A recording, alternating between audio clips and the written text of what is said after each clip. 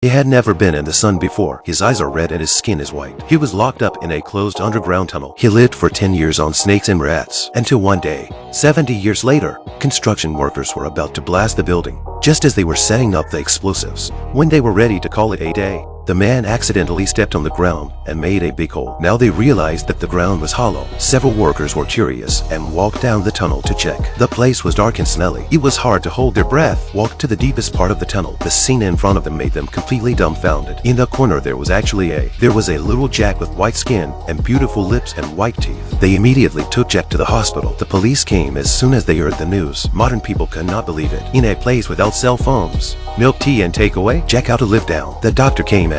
He said the tests were still going on, but the most obvious thing was that Jack was having trouble breathing. The plan was to give him oxygen. The professor stopped the doctor in a hurry. He said Jack had been in a closed tunnel for years. Jack's body had already adapted to such a low oxygen environment. The sudden infusion of oxygen would only encourage Jack's lungs to accumulate fluid. Jack would die of suffocation. Although the doctor was upset to be questioned about his professional ability, but he still lowered the oxygen concentration, and soon Jack's breathing became normal. Although Jack never spoke, but the tests showed that his hearing and listening functions were normal.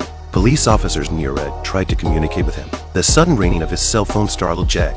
Staring at Murad, who was answering the phone, Jack blinked his eyes and pondered. Suddenly, Jack grabbed Murad's hand tightly, took the book and pen from her, but didn't even look at the book, wrote down a name upside down. A few people thought it was Jack's name, so they did not pay much attention to. They planned to go back to the police station and search for the name, help him find his family. The scene shifts to the laundry room. Safina was doing laundry. An older man next to her initiates conversation. He keeps complimenting Safina on her beautiful tattoos. Safina is used to hearing this kind of pickup line, very disdainful, until she found out that he was a disabled person. Only then did she regret her reaction. After washing clothes and walking down the street, she ran into the old man again, struggling to carry his clothes. The kind-hearted Safina had a soft heart. She asked him when to help him, but just as she turned around, the old man stood up.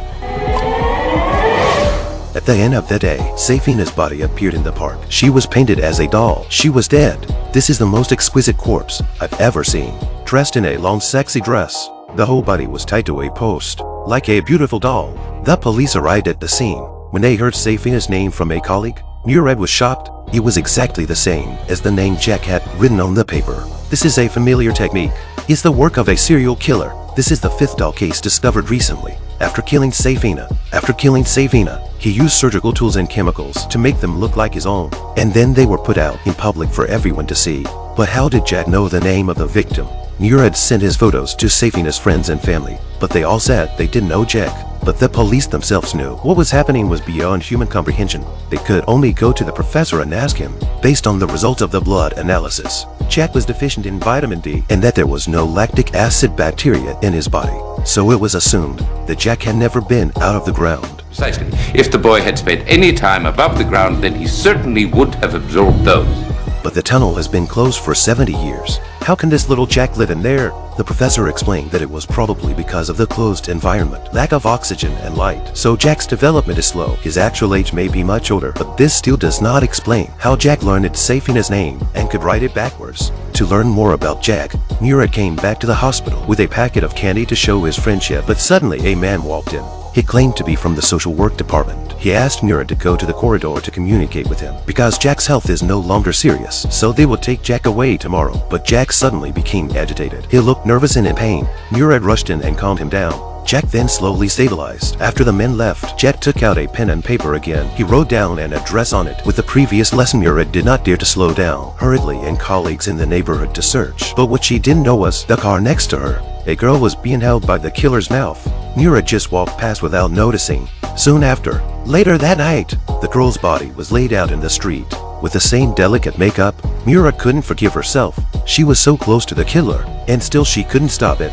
She was so upset that she went to the professor. She wanted to ask him how Jack had done it. The professor speculated that it could be from living underground for so long. Jack has a great sensitivity to sound and light. He was also extremely sensitive to human emotions. It's a primitive spiritual connection. It allows him to detect the feelings and intentions of others. For example, the shark's own electromagnetic field. It allows them to detect their prey from thousands of miles away. Well, that makes sense. But much that is unexplained until it is. In short, he has no idea. what's important now is how to use the ability to successfully catch a serial killer. the professor decided to use a special device to try to communicate with Jack. Jack could actually see the future. He just wrote down a name for the police. Immediately after that person's body was laid out, it was even better than the death note because Jack couldn't speak.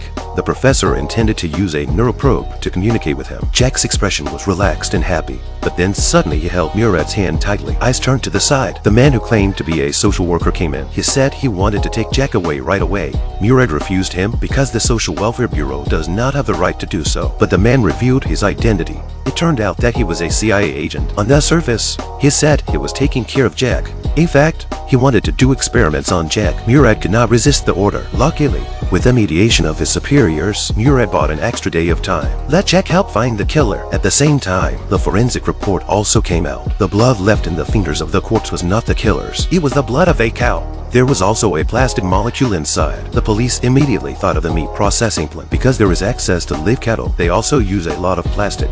Murad immediately went to the processing plant. When questioned, he learned that some time ago, a man had purchased a large amount of packaging material. Murad managed to get his portrait. Upon examination, it just happened to match the plastic left over from the body. Murad expects Jack to help her again, but Jack seemed a little angry. She then realized that Jack was resigned to the fact that he had to give him to someone else. Oh, I wish I could. You know how much I mean that.